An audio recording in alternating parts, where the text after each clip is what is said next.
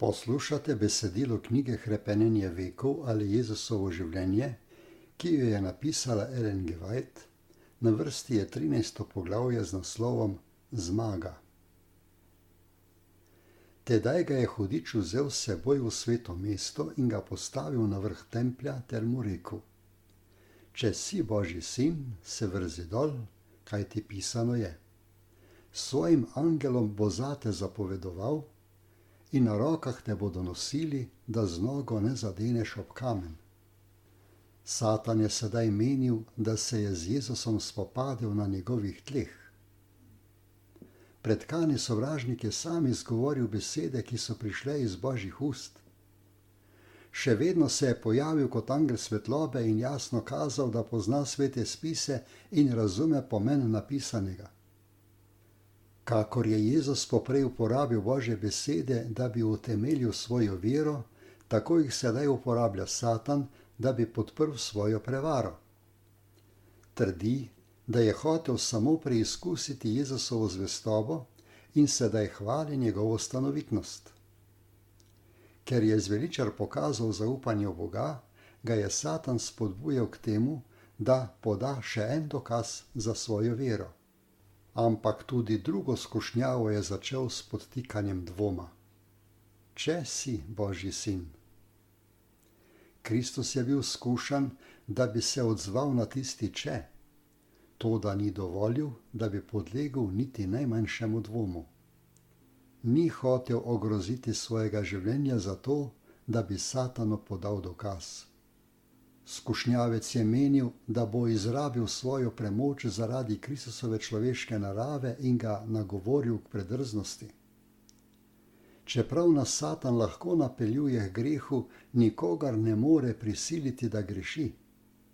Jezusu je rekel: Vrzi se dol, ker je vedel, da ga ne sme potisniti dol.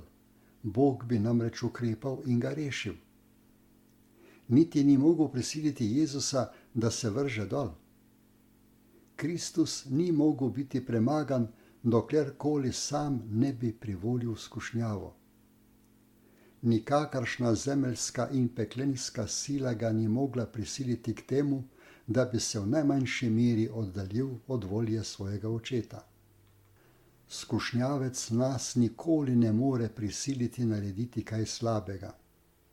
Ne more nadzorovati človekovega uma, če se sam ne izroči njegovemu nadzoru.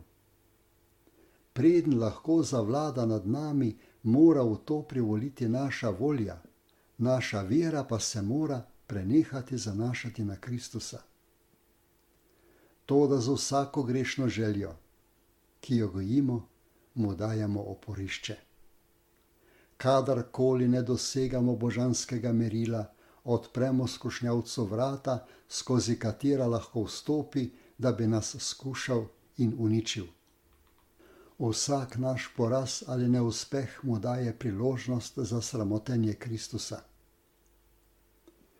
Ko je Satan navedel obljubo: Svojim angelom bo zate zapovedoval in na rokah te bodo nosili, je izpustil besede: Naj te varujejo na vseh tvojih poteh, namreč na vseh poteh, ki jih je določil Bog. Jezus ni hotel stopiti s poti poslušnosti. Medtem ko je pokazal popolno zaupanje v svojega očeta, se ni hotel sam na lastno pest spraviti v položaj, ki bi izsilil očetovo ukrepanje, da bi ga rešil. Ni hotel prisiliti previdnosti, da bi mu priskočila na pomoč, s tem namreč ne bi dal ljudem zgleda zaupanja in pokornosti. Jezus je Satanu odvrnil: Pisano je tudi: Ne preizkušaj Gospoda, svojega Boga. Te besede je nekoč Mojzes izgovoril Izraelcem, ko so v puščavi trpeli žejo in zahtevali, naj jim da vode, in pri tem kričali: Ali je Gospod med nami ali ni? Bog je čudežno skrbel zanje, vendar so v težavah dvomili o njem in zahtevali dokaz, da je Gospod med njimi. V svoji neveri so ga hoteli preizkusiti. Satan je nagovarjal Kristusa, da bi naredil enako. Bog je že izpričal, da je Jezus njegov sin. Zahtevati še en dokaz, da je Božji sin, bi pomenilo preizkušati Božjo besedo, preizkušati njega samega. To velja tudi tedaj, kadar molimo za kaj, česar Bog ni obljubil. To bi pokazalo nezaupanje, dejansko pa bi pomenilo preizkušati ali skušati Boga. Nikoli ne smemo Boga prositi za to, da bi preizkušali, ali bo izpolnil svojo besedo, temveč zato, ker jo bo izpolnil. Ne zato, da bi preizkušali, ali nas ljubi, temveč zato, ker nas ljubi.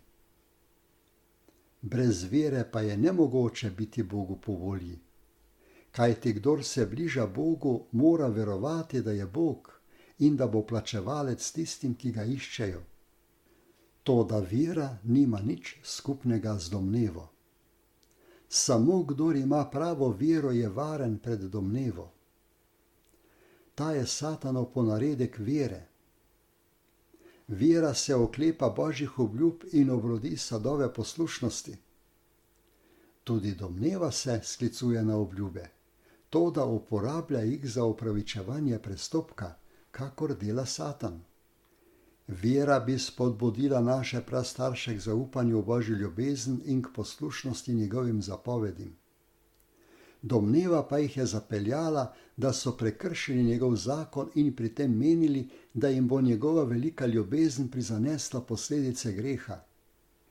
Vera ne zahteva pravic do nebeške naklonjenosti, ne da bi izpolnila pogoje, pod katerimi se daje milost. Pristna vera temelji na svetopisemskih obljubah in predpisih. Če Satanu ne uspe v nas spodbuditi nezaupanja, mnogokrat doseže cilj s tem, da nas napelje k domnevi.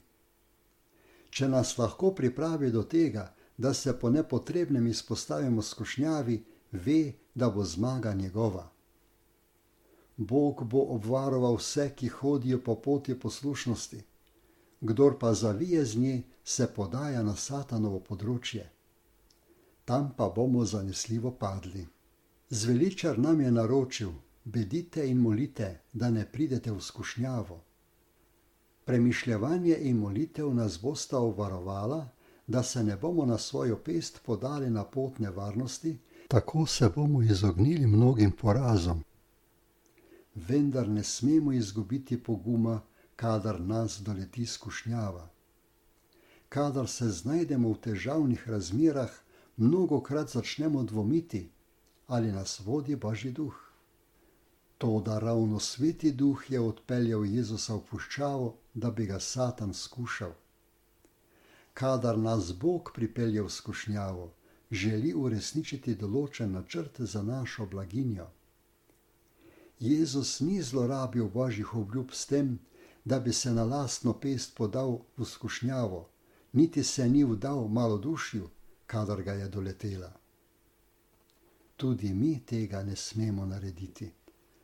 Bog pa je zvest in ne bo dopustil, da bi bili preizkušani čez svoje moči, ampak bo v preizkušnji tudi omogočil izhod iz nje, da jo boste mogli prestati. On pravi: daruj Bogu hvalno daritev, izpolni najvišjemu svoje obljube. Potem me kliči na dan stiske, rešil te bom in me boš častil. Jezus je iz druge skušnjave izšel zmagovalec, nato pa je Satan pokazal svoj pravi značaj. Toda ni se pojavil kot strašna pošast s kremplji na nogah in netopirjevimi krili. On je mogočni angel kljub svojemu padcu. Sedaj je odkrito priznal, da je vodja upora in Bog tega sveta.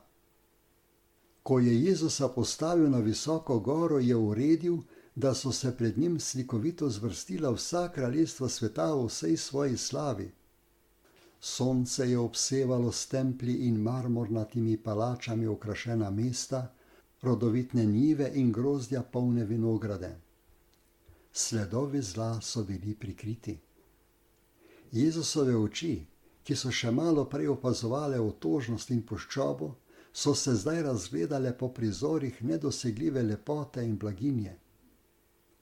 Potem se je zaslišal skušnjavčev glas. Tebi bom dal vso oblast in njihovo slavo, kajti izročena je meni in jo dam, komur hočem. Če torej padeš pred me in se mi pokloniš, bo vse tvoje. Kristusovo poslanstvo se je lahko uresničilo samo s trpljenjem. Čakalo ga je življenje žalosti, nadloge in boja ter sramotna smrt. Moral je nositi grehe vsega sveta in zdržati ločitev od ljubezni svojega očeta. Sedaj se je bil skušnjavec pripravljen odpovedati oblasti, ki si jo je nasilno prilastil. Kristus bi se lahko izognil strašni prihodnosti, če bi priznal Satanovo vrhovno oblast. Ampak narediti to bi pomenilo odreči se zmagi v velikem boju. Satan se je v nebesih pregrešil prav s tem, da se je poskušal dvigniti nad Božjega sina. Če bi sedaj zmagal, bi to pomenilo zmago upora.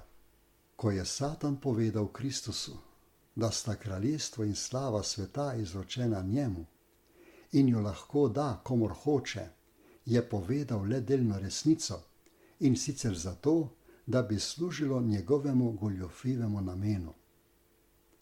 Satan je to kraljestvo otel Adamu, toda Adam je bil stvarnikov namestnik. Ni bil neodvisen vladar. Zemlja je Božja, on pa je vse izročil svojemu sinu. Adam bi moral vladati kot Kristusov podložnik. Ko pa je svojo oblast izročil v Satanove roke, je Kristus še vedno ostal zakoniti kralj. Zato je Gospod rekel kralju Nebukadnezarju: Najvišji ima oblast nad človeškim kraljestvom in komur hoče ga daje, pa tudi najnižjega izmed ljudi postavi naden. Satan lahko uporablja svojo ugrabljeno oblast samo toliko, kolikor mu Bog dopušča. Ko je skušnjavec ponudil Kristusu kraljestvo in slavo sveta, je predlagal, da bi Kristus izročil dejansko kraljevanje nad svetom in vladal podrejen Satanu. To je bilo prav takšno kraljestvo, kakršnemu so se nadejali Judje. Želeli so si kraljestvo tega sveta. Če bi Kristus privolil in jim dal takšno kraljestvo, bi ga z veseljem sprejeli. Toda nad tem je počivalo prekletstvo greha z vsem svojim gorjem. Kristus je skušnjavcu dejal: Poberi se, Satan, kajti pisano je: Gospoda, svojega Boga, moli in njemu samemu služi. Ta, ki se je uprl v nebesih, je Kristusu ponudil kraljestvo tega sveta, da bi s tem kupil njegovo naklonjenost načelom zla. Toda Kristus se ni dal podkupiti. Prišel je ustanoviti kraljestvo pravičnosti in tega cilja ni bil pripravljen opustiti. Satan se približuje ljudem z enakimi skušnjavami in ima pri tem večji uspeh kakor pri Kristusu. Ljudem ponuja kraljestvo tega sveta pod pogojem, da priznajo njegovo vrhovno oblast. Od njih zahteva, da žrtvujejo poštenost, se ne menijo zavest in popuščajo sebičnosti. Kristus zahteva, naj najprej iščejo Božje kraljestvo in njegovo pravičnost. Satan pa hodi ob njih in jim pravi: Ne glede na to, kaj je res o večnem življenju, morate služiti meni, če želite imeti uspeh na tem svetu. Vaša sreča je v mojih rokah. Lahko vam zagotovim bogastvo, zadovoljstvo, čast in srečo. Poslušajte moj nasvet. Ne dovolite, da vas zapeljejo čudaški nazori o poštenosti ali požrtvovalnosti. Jaz vam bom utiral pot. Tako so množice zapeljane. Pripravljene so služiti svojemu jazu, Satan pa se veseli. Medtem ko jih privablja z zaupanjem na posvetno oblast, si pridobi oblast nad dušo. toda ponuja jim nekaj, kar mu sploh ne pripada in kar mu bo kmalu odvzeto. Za povračilo jih ogoljufa za njihovo pravico do dediščine Božjih otrok. Satan je dvomil, ali je Jezus Božji sin. Ko je bil hitro odslovljen, je dobil dokaz, ki mu ni mogel oporekati. Božanstvo je zažarelo skozi trpečo človeško naravo. Satan se ni mogel upirati ukazu. Spačen zaradi ponižanja in jeze je bil prisiljen zapustiti odrešenika sveta. Kristusova zmaga je bila prav tako popolna, kakor je bil popoln Adamov poraz. Tako se tudi mi lahko upremo skušnjavi in prisilimo Satana, da odide od nas. Jezus je izbojeval zmago s svojo vdanostjo in zaupanjem v Boga. Po apostolu nam je rečeno: podvrzite se torej Bogu, hudiču pa se uprite in bo od vas pobegnil. Približajte se Bogu in se vam bo približal. Sami se ne moremo osvoboditi skušnjavčeve moči, on je premagal človeštvo in če se poskušamo upreti s svojo močjo, bomo postali plen njegovih pasti. Toda Gospodovo ime je utrjen stolp, pravični se zateka vanj in je na varnem. Satan trepeta in beži pred najslabotnejšim človekom, ki si poišče zavetje v tem mogočnem imenu. Po sovražnikovem umiku je Jezus smrtno bled in izčrpan padel na tla. Nebeški angeli so opazovali boj in videli, kako je moral njihov ljubljeni poveljnik zdržati to neizrekljivo trpljenje, da bi utrl pot za našo rešitev. Zdržal je težji preizkus, kakor ga bomo kdaj poklicani zdržati mi. Ko je Božji sin ležal kakor mrtev, so pristopili angeli in mu stregli. Okrepili so ga s hrano ter poživili s poročilom ljubezni njegovega očeta in z zagotovilom, da vsa nebesa proslavljajo njegovo zmago. Ko se je okrepčal, se je podal dokončati začeto nalogo. Ker ga je vleklo njegovo veliko srce, ki sočustvuje s človekom, ne bo počival, vse dokler sovražnik ne bo premagan in naš padli rod odkupljen. Sploh ni mogoče dojeti cene za našo odrešitev, vse dokler odrešeni ne bodo stali z odrešenikom pred Božjim prestolom. Sploh ni mogoče dojeti cene za našo odrešitev, vse dokler odrešeni ne bodo stali z odrešenikom pred Božjim prestolom. Potem, ko bo veličastnost večnega doma izbruhnila pred našimi prevzetnimi čutili, se bomo spomnili, da je Jezus vse to zapustil zaradi nas, da ni le postal izgnanec iz nebeških dvorov, temveč je zaradi nas tudi tvegal polom in večno izgubo. Tedaj bomo položili svoje krone pred njegove noge in zapeli pesem. Vredno je jagnje, ki je bilo žrtvovano, da prejme oblast in bogastvo in modrost in moč in čast in slavo in hvalo.